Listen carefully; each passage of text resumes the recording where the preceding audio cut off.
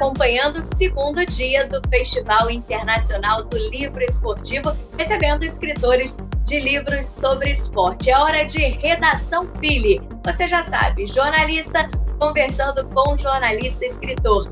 Vamos receber Lédio Carmona, comentarista do Sport TV, que vai bater um papo com Gilmar Ferreira, que é colunista do Jornal Extra, mas vai falar sobre um outro lado, de escritor de livros esportivos. Portanto, Redação Philly, Lédio Carmona e Gilmar Ferreira. Eu sou Gilmar Ferreira, jornalista esportivo, colunista do Jornal Extra.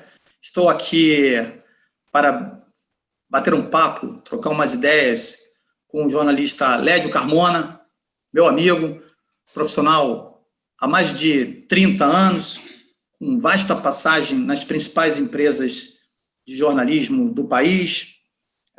Trabalhou no Jornal do Brasil, o Globo, Diário Popular, Lance, um pouco antes, a revista Placar, TV Globo, Sport TV, e autor de livros como o Almanaque do Futebol, que escreveu em parceria com outro jornalista querido, Gustavo Poli, hoje diretor de programas esportivos da TV Globo, e também autor do livro O Jogo das Copas, que assinou em parceria com Marcelo Martínez.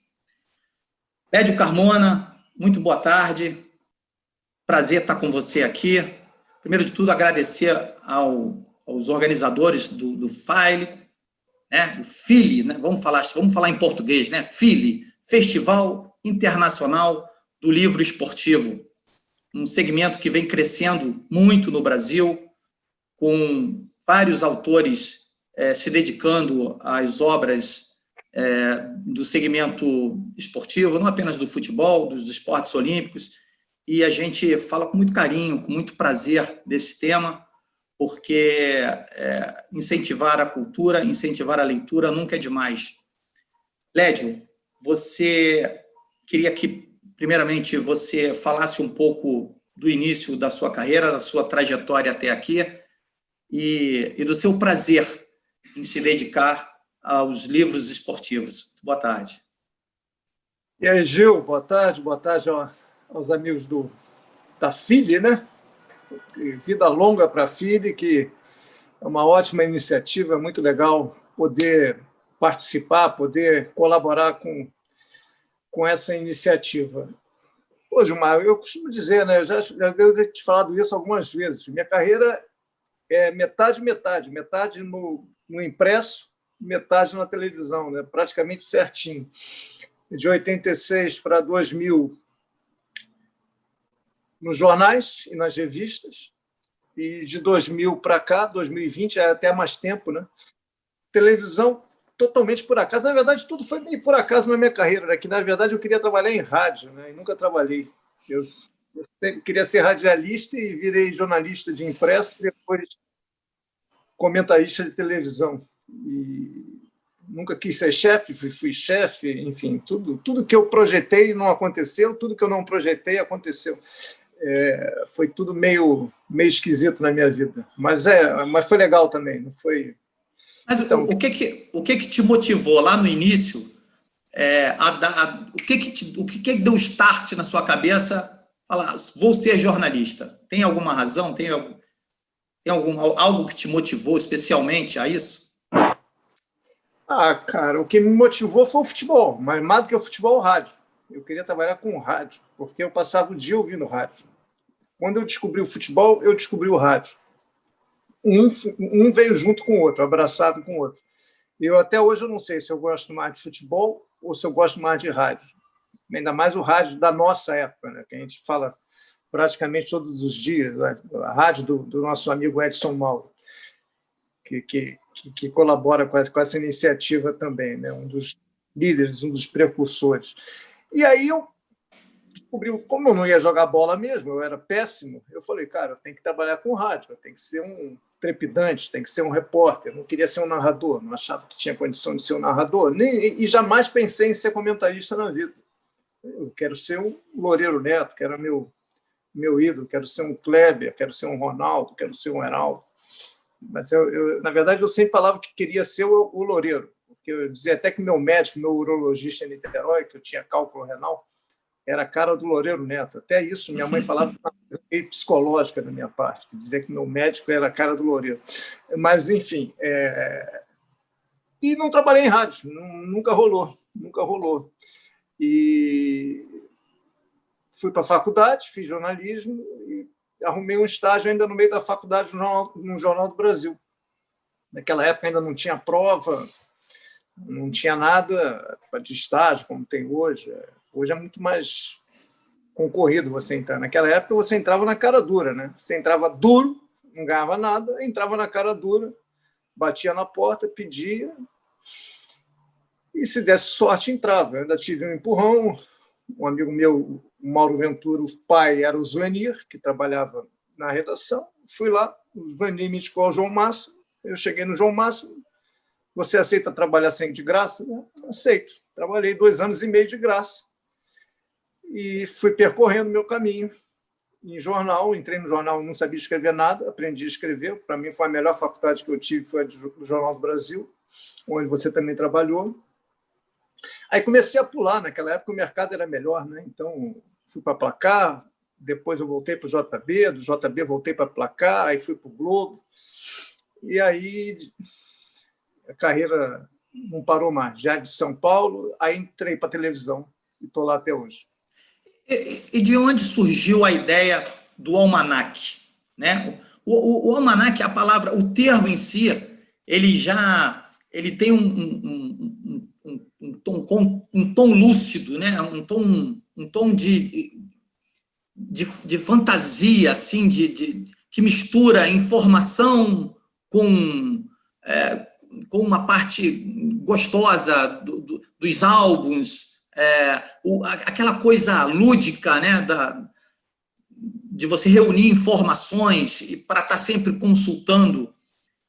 Foi difícil? Como é que veio essa ideia e como é que você conseguiu colocar essa ideia em prática de reunir tantas informações? É bom a gente dizer aqui que o Almanaque do Futebol foi lançado em 2000, a primeira edição foi lançada em 2005, com 305 páginas, depois uma nova edição atualizada em 2009, com 350 páginas, sempre pela Casa da Palavra, né, que foi a primeira editora. E, enfim, como é que você foi reunindo essas informações? É bom a gente lembrar sempre que era uma época onde a internet estava ainda engatinhando, né? Tinha ali uns anos de estrada, mas não era esse canal que é hoje. Então, conta como foi que você concebeu essa ideia em parceria com o Gustavo Poli. Então, primeiro eu queria mostrar o livro, né? Não sei se todo mundo conhece o livro. Muito bem. Essa aqui é a segunda edição. É super legal. Eu recomendo. Mas está desatualizado, né? Que a última edição foi feita em 2009, mas, enfim, ainda tem as informações são precisas, são reais, mas ele não tem atualização desde 2009. Então, Gilmar, eu até estava falando com você no telefone antes. Na verdade, o meu primeiro almanaque, na minha primeira... Acho que o primeiro livro que eu li, a Vera na vida, foi o Almanaque do Peninha, né? Que foi era o Almanaque do Peninha, que tinha vários almanaques. Peninha, personagem do Walt Disney, né? Era o jornalista do Walt Disney, era o Peninha, né? Então, era um almanaque para iniciantes no jornalismo. Ainda eu tenho até hoje aqui em casa, eu deveria ter procurado. Então, ele contava ali como é que é o repórter, o que o repórter faz, tinha um perfil de alguns jornalistas da época, enfim, era bem legal, dos principais jornais do mundo. Então, era uma coisa que custava até caro. Meus pais eram duros. Foi um parto comprar aquele guia. Vendia na banca, um almanaque, mas não era uma coisa, tipo, devia ser hoje o quê? R$80. Para a minha época, da minha mãe, era muito dinheiro, e é muito dinheiro ainda hoje. Estou fazendo aqui uma estimativa, mais ou menos, que não era um produto barato. Era um livro capa dura, né? Capa dura. Então, mas era para criança. Então, foi o meu primeiro almanaque. E aí, enfim, eu virei jornalista. E na minha primeira viagem internacional, que foi para a Copa de 90 na Itália, eu eu tinha muita curiosidade. Eu vivia, sempre que eu tinha tempo lá em Torino, onde a gente ficava com a seleção, lá em Acho, eu parava nas bancas, ficava olhando lá, meio... Para mim era tudo novidade, né? Eu nunca tinha viajado, eu ficava olhando os jornais, eu comprava jornal todo dia, Gazeta, eu tinha feito um curso de italiano, Tutto, Corriere, e eu olhava muito para as revistas. E um dia eu descobri que vendia um livro, devia ter umas 500 páginas dentro da banca, que era um anuário de cálcio. Era um anuário de cálcio, que é um almanaque. Só que anuário porque saia todo ano. Pelo menos saía todo ano. 89, aquele era 89,90. Eu comprei. Teve 90, 91 e assim. Eu, sinceramente, não sei se ainda tem. E fiquei impressionado, que era um livro que tinha informações de todas as divisões da Itália, da Europa, das competições da UEFA que tinham acontecido na temporada anterior. Fiquei muito impressionado com aquilo. E me incomodava o fato do Brasil não ter um almanaque, não ter um guia, né? Até hoje, a gente estava conversando, a gente não teve nenhum guia do Campeonato Brasileiro, a gente sempre teve, a Placar fazia, dessa vez não fez. O Brasil é muito carente nesse tipo de obra. Então, eu sempre tive essa vontade de fazer um guia. E nunca tinha tempo, nunca nenhuma editora se interessou, achavam que não ia dar para atualizar todo ano, até que a Marta Ribas, a diretora da Casa da Palavra, ela topou o desafio. Em 2006, ela topou o desafio, o Poli estava comigo no projeto, tinha sido meu estagiário, depois ficamos amigos, hoje é um diretor, um dos diretores da TV Globo, e ela topou. E a gente meio que fez muito rápido, porque ela queria lançar para a Copa de 2006. Para a Copa de 2006. E fizemos. Foi um trabalho super puxado, porque a gente tinha pouco tempo, não lembro precisamente agora quanto tempo a gente levou fazendo, mas conseguimos. Você e o Poli fizeram as pesquisas ou vocês contrataram pessoas, terceirizaram o trabalho de pesquisa para depois vocês colocarem na edição? Não, nós fizemos a pesquisa. Eu não lembro agora se a gente tinha algum estagiário ajudando a gente. Sinceramente, isso eu não lembro. Acho que eram só nós dois mesmo, 90% do livro, com certeza. E o Marcelo Martinez, que também era um designer muito bom, como é um livro, tinha poucas fotos, por causa de negócios de direitos, direito de imagem, essas coisas todas, era muito importante você ter um designer parceiro que entendesse o espírito da coisa. Então, a gente pode dizer que o Marcelo Martinez, como no livro Jogo das Copas, que eu fiz depois, que foi uma produção da TV Globo, tem muita parceria também com a gente nesse projeto. A capa foi pensada por ele, todo o livro foi pensado com ele, formas de diagramar para dar uma leveza ao livro, senão ia ser só uma maçaroca de informações, e ele foi muito importante. Então, dá para dizer que ele é um coautor visual do livro, entendeu? Mas Martinez, que é também seu parceiro na outra obra. No livro Jogo das Copas. Que eu conheci fazendo o livro. Foi a Marta que nos aproximou. Foi uma indicação da Marta Ribas, e a gente virou parceiro na época. E o livro, eu e o Poli, isso tem 15 anos, 14 anos, a gente fez o livro praticamente de memória. Claro que a gente pesquisava, a gente checava, mas muita coisa estava na nossa cabeça. Então, isso aí facilitou, né? Muita coisa de cabeça. E como eram textos muito pequenos, você conseguia dar um ritmo na produção dos textos que facilitou a produção. E o livro é dividido em várias partes. Você tem Copa do Mundo, futebol olímpico... Pois é o que eu ia te perguntar. Como é que você roteirizou a obra? Como é que a gente roteirizou? A gente foi pensando em o que não pode faltar no livro para ser um almanaque de verdade. O que tem que ter lá dentro? De início, a gente pensou, tem que ter tudo. Não pode faltar nada. Só que não dá para ter tudo. Então, o que é imprescindível? Então, a gente saiu dividindo.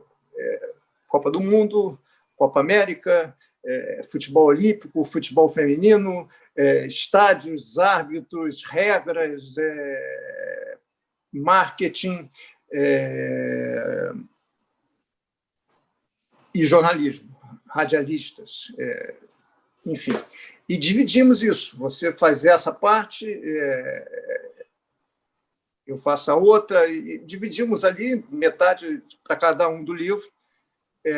De cabeça, eu não lembro o que eu fiz, mas certamente eu fiz a parte do jornalismo, de rádio, principalmente. Pois é, e como profissional, já que nós estamos falando aqui para um público primário, alunos de comunicação, de jornalismo, como dividir, Lédio? Qual é o tempo que você separa para fazer uma obra dessa?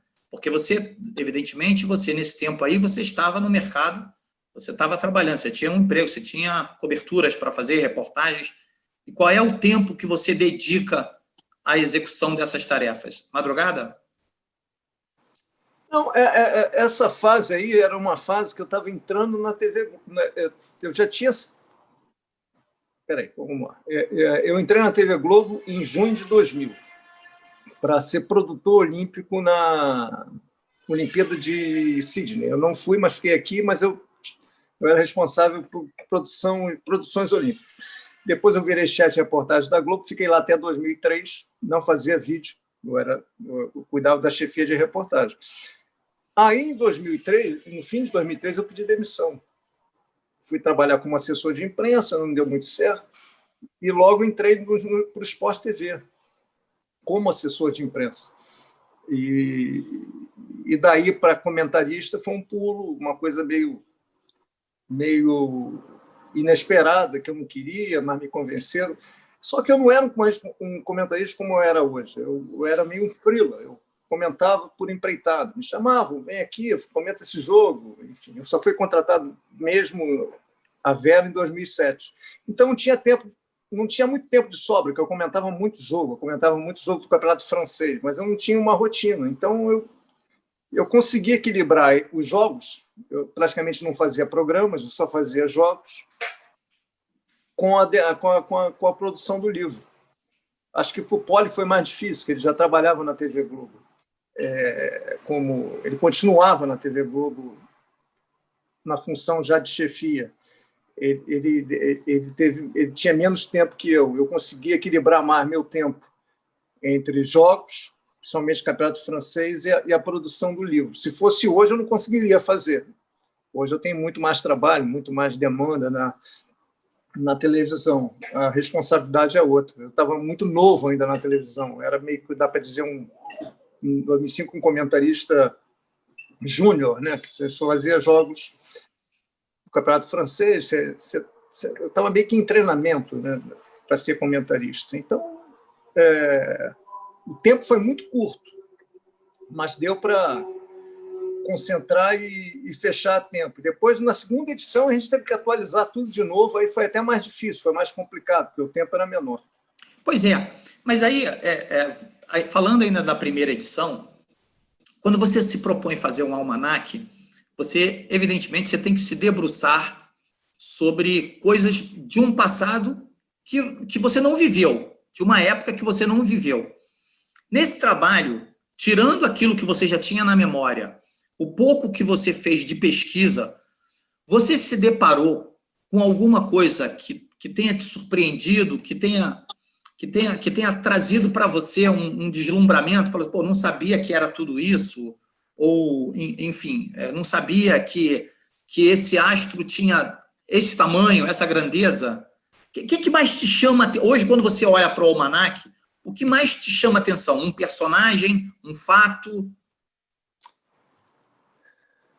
É difícil você pegar um exemplo, mas eu acho que teve umas partes do livro que você era mais surpreendido. Por exemplo, a parte do início, da criação das regras de futebol, é uma coisa que tudo era novidade. A gente sabia, mas a gente não sabia com tantos detalhes, com tanto rebuscamento. Acho que essa parte, inclusive, ficou com o Poli, e ele apurou muito bem. A outra questão também, tecnologia. que a gente começou a fazer perspectivas da tecnologia. Foi uma coisa também muito lúdica. Estádios pelo mundo, por exemplo, Maracanã da Iugoslávia, uma história super saborosa.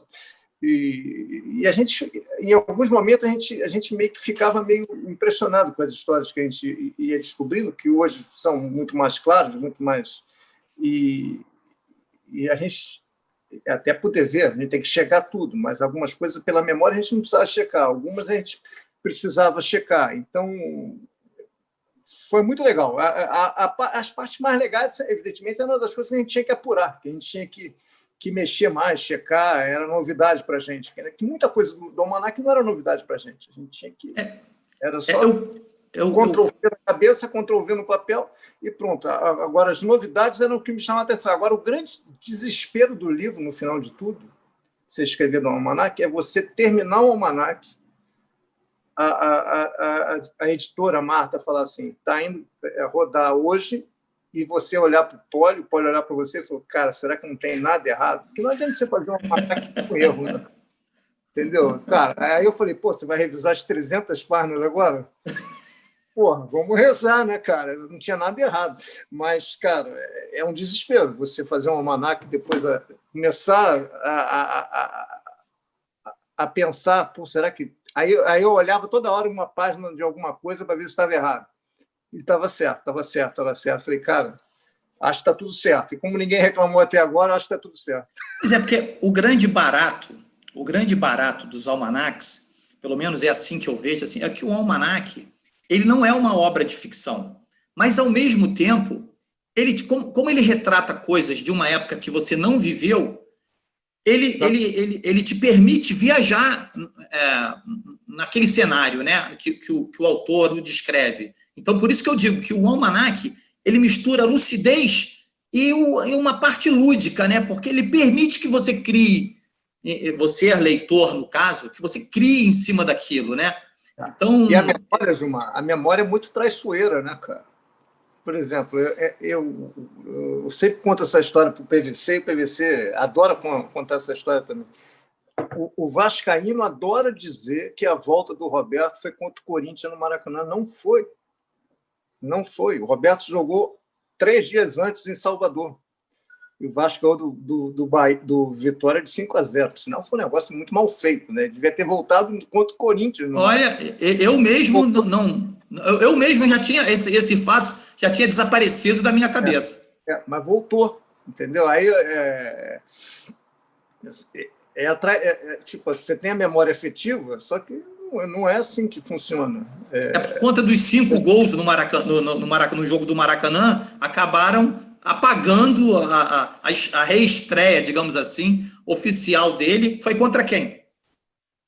Foi contra o Vitória. E ele naturalmente passou em branco. Ele fez 3 gols. Então, ele fez 8 gols em 2 jogos. Ah, ele já havia feito 3 gols contra o Vitória? Já. Olha, que interessante, eu não me lembrava disso. Isso está no livro? Eu não lembro se a gente botou isso no livro, mas eu só estou dando esse exemplo como um exemplo como a memória pode te trair, entendeu? Deixa eu ver se está no livro, vou tentar achar. Então eu já engato uma pergunta, não precisa checar isso, vamos deixar a curiosidade para as pessoas folhearem o livro e procurar essa informação lá. Deixa eu te fazer uma pergunta, uma curiosidade que eu acho que talvez seja de todos. Hoje em dia, com a internet, você se aventuraria a escrever um novo almanac? Você acha que a internet acabou um pouco com o glamour dos almanacs? Eu acho que um pouco, mas eu acho que ainda cabe. Eu acho que ainda cabe no cenário. Eu acho que teria que ser feito de outra forma, com um outro formato, talvez, incluindo todas as mídias, com uma busca por direitos muito mais aguerrida, muito mais apurada. Mas eu acho que ainda tem espaço, como eu acho que o Brasil é muito carente em guias de campeonato. Você vai na Europa hoje, começou a temporada agora lá, o Marca, a Pola, os jornais ingleses, todos lançam guias maravilhosos. Até hoje, ninguém perde a tradição e vende como água.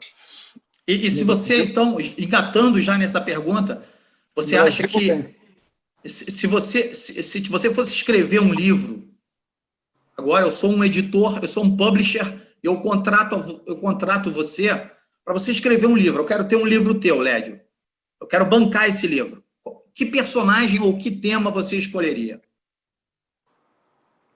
Eu acho que dessa vez eu não faria um almanaque. Eu acho que eu faria uma biografia. Eu faria uma biografia que seria mais desafiador, é uma outra pegada, um outro livro, uma outra forma de contar uma história, de escrever um desafio novo. Você tem algum personagem que você gostaria de biografar? Tem, mas não, eu prefiro não contar ainda. Lédio, olha aqui, cara, isso é uma conversa, o papo com você é sempre delicioso, por conta da sua memória prodigiosa, por conta do seu bom humor, e é sempre um prazer estar com você conversando sobre literatura e futebol. Você tem uma pessoa, um profissional que tem uma cultura muito interessante, mas o tempo aqui é limitado e vai ficar o gostinho de quero mais, de prolongamento dessa conversa. Então, eu aproveito aqui esses minutos finais para agradecer os organizadores do FILE, né, do Festival Internacional do Livro Esportivo, para transmitir o meu abraço e incentivar as pessoas, os jovens, né, jornalistas, os acadêmicos, que invistam na cultura esportiva, porque é muito bom a gente poder mergulhar nesse universo. No Rio de Janeiro, eu gosto sempre de passar pela... Quer dizer, tem que esperar acabar a pandemia, mas eu gosto sempre de estar dando uma paquerada na Folha Seca, que é uma livraria que tem ali no finalzinho da Rua do Ouvidor, para paquerar as obras ali, mas temos grandes livrarias que trazem o melhor da cultura esportiva, e acho que é um segmento muito interessante para quem está na faculdade, ainda na universidade, pensando em entrar no mercado do jornalismo esportivo. Então, eu parabenizo aqui pela organização do FILE, nosso amigo Edson Mauro, o pessoal do Cinefute, o Museu da Pelada, o Centro Universitário do IBMR, e agradecendo a você pela dedicação aí, por abrir esse espaço aí para a gente trocar essa ideia. Tá bom, meu amigo? Ô, Gil, foi um prazer. Pena que foi curtinho, daqui a pouco a gente faz um outro aí. Um livro que venderia como água seria o livro das nossas histórias como repórter. Fazer um livro nosso, lá do nosso grupo, lá do PNC, contando as nossas histórias, a sua, a minha, a do Luiz Augusto, a do Cezão, a do Braço, a do Jorge. Já seria um livro fantástico, né? Mas aí o Edson Mauro teria que fazer o prefácio, né? Aí, prefácio do nosso Edson. Mas foi muito legal bater papo com vocês. Eu acho que vale a pena você escrever qualquer tipo de livro. Eu acho que o almanaque é um bom começo. É muito desafiador você fazer um almanaque. O assunto é muito diverso e eu acho que o mercado é muito carente sobre isso, almanaques e guias. Mas se eu escrever um livro um dia, voltar a escrever um livro um dia, eu gostaria de escrever uma biografia. E já sei de quem é, mas ainda não posso falar. Caiu o mistério, então. Você bom, Lédio. Sabe, mas agora eu não posso falar. Tá bom, Lédio. Um abraço e obrigado mais uma vez aí pelo espaço, tá bom? Valeu, amigo. Um abraço. Deus. Estamos chegando ao final do nosso segundo dia do Festival Internacional do Livro Esportivo. Hoje recebemos grandes nomes: Sérgio Xavier Filho, Theo Benjamin, Luiz Antônio Simas, Rui Castro, Lédio Carmona, Gilmar Ferreira, tantos escritores, e não acabou, hein? Amanhã tem muito mais. Se você perdeu alguns dos nossos papos de hoje, não tem problema, fica tudo salvo aqui no canal da Escola de Comunicação do IBMR. Aproveita, já está seguindo o canal? Então ativa aí também as notificações, porque eu aguardo vocês amanhã. Vou dar uma pista do que teremos no evento, no terceiro e último dia de FILE teremos Zico, Renê Simões, Marcelo Barreto e muito mais. Portanto, aguardo vocês amanhã. Tchau, tchau!